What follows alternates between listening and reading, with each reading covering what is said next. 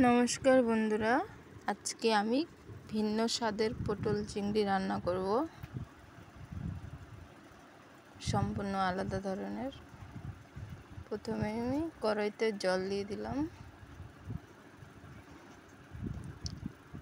আলু কেটে নিয়েছি, আলুটা দিয়ে দিচ্ছি। এভাবে লম্বা লম্বা করে কেটেছি আলুটা।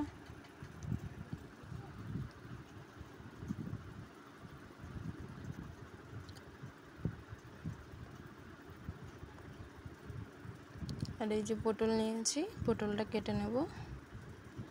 যে আলুটা সেদ্ধ হয়ে গেছে, কাঁচা লঙ্কা দিয়ে দিলাম,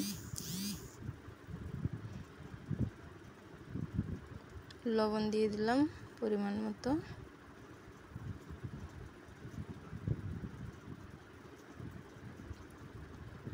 আর দিয়ে দিচ্ছি হলুদ গুঁড়ো,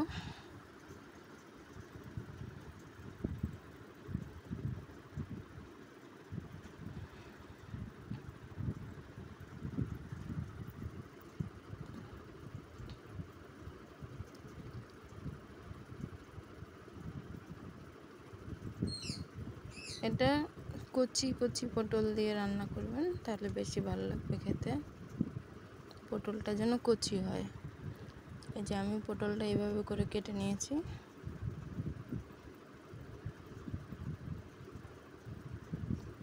এখন পটলগুলো দিয়ে দিচ্ছে।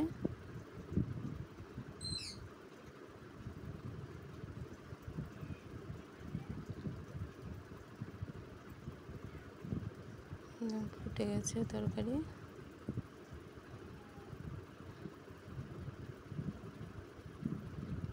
এখন ফোড়ন দেব। নামিয়ে নিয়েছি বাটিতে, তেল দিয়ে দিচ্ছি,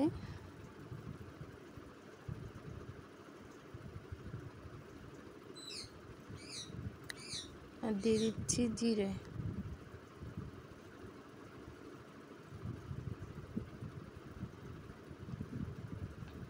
জিরেটা ভাজা হয়ে গেলে এটাকে একটু ভেঙে দেব চামচ দিয়ে, একটু সাইডে এনে একটু ভেঙে দেব, একটু গুঁড়ো করে দেব। হয়ে গেছে গুঁড়ো করা।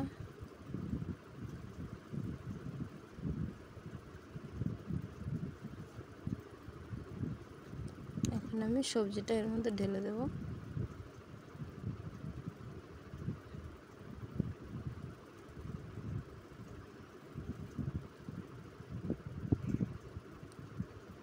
এখন আমি ভেজে রাখা চিংড়ি মাছটা দিয়ে দেবো এর মধ্যে।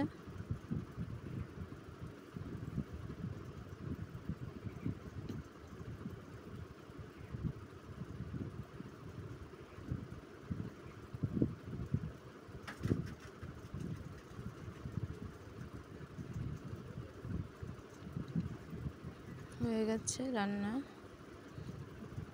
রান্নাটা ভালো লাগলে লাইক সাবস্ক্রাইব করে দেবেন। আমি একটু জিরা ধনিয়ার গুঁড়ি দিয়ে দিলাম, জিরা ধনিয়ার গুঁড়ি। এখন নামিয়ে ফেলব। এই রান্নাটা খেতে অসাধারণ লাগে, আর এতে গ্যাসও হবে না। হালকা পাতলা ঝোল, কম মশলায় রান্নাটা হয়।